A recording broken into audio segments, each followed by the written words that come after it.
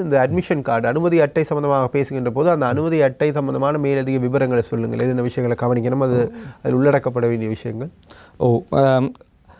Vasanthan TV நேயர்கள் எல்லோருக்கும் இனிய வணக்கங்கள். இந்த பரீட்சைன்றது உங்களுக்கு தெரியும், முக்கியமான ஒரு பரீட்சை. எங்களுடைய பிரதி பரீட்சைகள் ஆணையாளர் திரு விஸ்வநாதன் அவர்கள் குறிப்பிட்டிருக்கின்றார். இதில் மாணவர்களை பொறுத்தவரையிலே மாணவர்கள் கவனிக்க வேண்டிய சில முக்கியமான விடயங்களில் ஒன்று அவர்களுடைய அனுமதி அட்டைகள். நான் நினைக்கிறேன் பிரதி பரீட்சைகள் ஆணையாளர் குறிப்பிட்டது போன்று சகல அனுமதி அட்டைகளும் பரீட்சை திணைக்களத்தால் உரியவர்களுக்கு அனுப்பப்பட்டு விட்டது. அனுமதி அட்டைகள் பெற முடியாதவர்களுக்கு நாங்கள் இன்று வரையும் அதற்கான சலுகைகளை வழங்கி இருக்கின்றோம். சில அனுமதி அட்டைகளை ஒன்லைன் மூலமே பெற்றுக்கொள்ள முடியும். பாடசாலை பரீட்சார்த்திகள் பாடசாலை அதிபரின் ஒன்லைன் மூலம் அவர் பெற்று அதை எடுத்துக்கொள்ள முடியும்.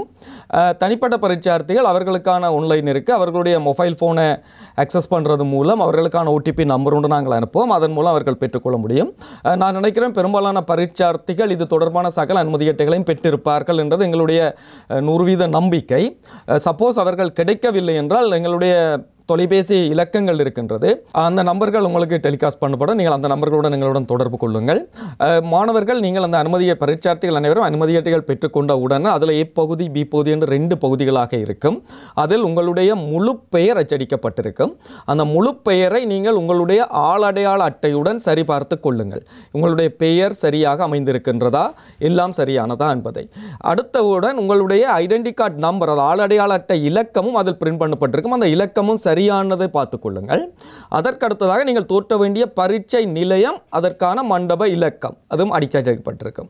ஆகவே இது இந்த 3ஐ நீங்கள் சரிபார்த்து ஓகேயானதுக்கு பிறகு மிக முக்கியமானது நீங்கள் பார்க்க வேண்டியது நீங்கள் படித்த பாடங்கள், அதாவது நீங்கள் அப்ளை பண்ணின பாடங்கள், அதாவது பரீட்சைக்கு தோற்ற வேண்டிய பாடங்கள் அதில் அச்சடிக்கப்பட்டிருக்கும். அதில் நாங்கள் அந்த பாடங்களுக்குரிய நம்பர்கள் அதில் இருக்கும். ஆகவே பின்பக்கம் அந்த பாடங்களுக்கான விளக்கங்கள் இருக்கும். 33 என்றால் என்ன பாடம் என்றது இருக்கும். அந்த பாடம் உங்களுடைய மொழி மூலம் இவற்றை நீங்கள் சரிபார்த்து கொள்ள வேண்டும். ஏனென்றால் இதை நீங்கள் முதலே சரிபார்த்து கொண்டால் நாங்கள் அவற்றில் அமெண்ட்மெண்ட் செய்கிறதுக்கு அல்லது திருத்தங்கள் செய்கிறதுக்கு கடந்த 19ஆம் தேதி வரையும் அனுமதி கொடுத்திருந்தோம். ஆன்லைன் மூலம் செய்து கொள்ளலாம். அதற்கு பிறகு திருத்தங்கள் எல்லாம் நாங்கள் இன்று வரையும் பரீட்சை திணைக்களத்திற்கு வந்து அதை திருத்தம் செய்து கொள்வதற்கு நாங்கள் அனுமதி கொடுத்திருந்தோம். எந்த ஒரு பரீட்சார்த்தியையும் நாங்கள் பரீட்சை திணைக்களத்துக்கு வர விரும்பவில்லை. அவர்களுடைய பெற்றோர்கள் அல்லது அதிபர்கள் அதுக்கான முறைப்படியான ஆவணங்களுடன் வந்து அந்த திருத்தங்களை செய்து கொள்ள வாய்ப்பு கொடுத்திருந்தோம். கட்டாயம் பரீட்சார்த்திகள் நீங்கள் இந்த இடத்தை பார்த்து கொள்ளுங்கள். ஏன்னா பரீட்சை நிலையத்திற்கு செல்லும் பொழுது ஏதாவது மாற்றங்கள் இருந்தால், நீங்கள் படித்த பாடத்தை விட வேறொரு பாடம் இருக்குமாக இருந்தால் அந்த நேரத்தில் தேவையில்லாத குழப்பங்கள் வரும். நீங்கள் திருப்தியாக பரீட்சை எழுத முடியாமல் போகும். கடந்த காலங்களில் எங்களுக்கு அவ்வாறான நிறைய சம்பவங்கள் இடம்பெற்றிருக்கின்றது. ஆகவே தான் நாங்கள் இந்த அனுமதி அட்டைகளை உங்களுக்கு மிக முக்கியமானதாக தெரியப்படுத்திக் கொள்கின்றோம்.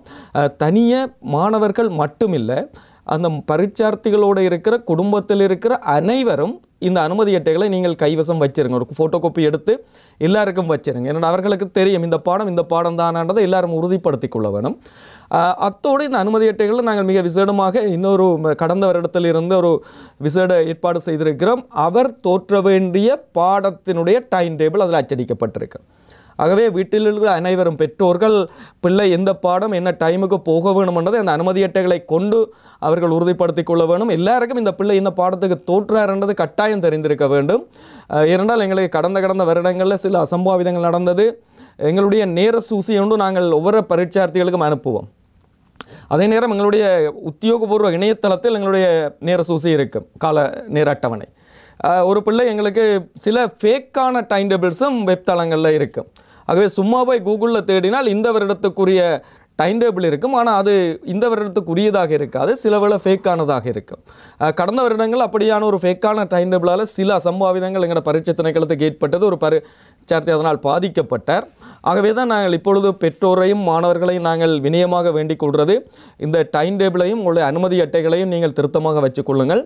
அடுத்த கட்டம் உங்களோட அனுமதி அட்டையின் பின்பக்கமாக நீங்கள் உங்களுடைய கையெழுத்தை உறுதிப்படுத்தல் வேண்டும். கட்டாயம் நீங்கள் ஒரு யாராவது பாடசாலை பிள்ளைகளாக இருந்தால் அதிபரதை உறுதிப்படுத்தலாம். நீங்கள் அங்கு கையெழுத்து வைக்கிற அதே மாதிரி தான் ஒவ்வொரு நாளும் எக்ஸாமுக்கு போய் அந்த ஒவ்வொரு பாடத்துக்கு நேரமும் அதே கையெழுத்தை தான் அவர்கள் வைக்க வேண்டும். இதுகளில் வேறுபாடுகள் இருக்குமாக இருந்தால் அவர்களுடைய பரீட்சை பெறுபவர்களை நாங்கள் நிறுத்துவதற்கு ஏற்பாடுகள் ஏற்படும். அவர்கள் வந்து பிறகு பரீட்சை திணைக்களது வந்து தான் அவற்றை சோர்ட் அவுட் பண்ண வேண்டிய தேவை ஏற்படும். ஆகவே பரீட்சார்த்திகள் நீங்கள் அந்த விடயங்களை கவனத்தில் எடுத்துக்கொள்ளுங்கள். ஏ பகுதி பி பகுதி என்ற 2 பகுதி இருக்குது. நீங்கள் பி பகுதியை என்ன செய்யணும் என்றால் பிரித்து உங்களுடன் வைத்துக் கொள்ளுங்கள். ஏ பகுதி தான் முதல் நாள் எக்ஸாமுக்கு போனவுடன் அங்கே கொடுக்கப்பட வேணும். அது திரும்ப உங்களுக்கு கிடைக்காது. அதில் தான் அவர்கள் ஒவ்வொரு பாடத்துக்குமான கையெழுத்துக்களை உறுதிப்படுத்தணும். ஆகவே நாங்கள் பேரண்ட்ஸ் உங்கள்கிட்ட நாங்கள் கேட்டுக்கொள்வது, பிள்ளையினுடைய அனுமதி அட்டையினுடன் பெயர்களை பார்த்து உறுதிப்படுத்தி நீங்கள் ஒரு 2-3 ஃபோட்டோ காப்பி அம்மா அப்பா அண்ணா எல்லாரும் வைத்துக்கொள்வது சிறப்பான ஒரு எக்ஸாமை பிள்ளை எழுதுவதற்கு வாய்ப்பாக அமையும். இந்த பரீட்சைகள் அட்மிஷன் கார்டு இம்பார்ட்டன்ஸ் அது இந்த முக்கியத்துவம் பற்றி உங்களுக்கு நாங்கள் சொல்லியிருந்தோம். ஆகவே உங்களுக்கு கையில் கிடைச்சிருக்கிறத தயவு செய்து ஒரு ஃபோட்டோ காப்பி அடித்து வீட்டில் உள்ளவங்கள்ட்ட கொடுங்க. நீங்களும் கூட 2-3 தடவை ஒரு தடவைக்கு 2-3 தடவை பார்த்துடலாம். இதுகள் மிக கவனமாக கவனிக்கின்ற போது அசம்பாவிதங்களை தவிர்க்கலாம். பிரதி பரீட்சைகள் ஆணையாளர் சொன்னது போல அவங்களோட கடந்த கால அனுபவங்களின் அடிப்படையில் இந்த விடயங்கள் முன்னெடுக்கப்படுகின்றது.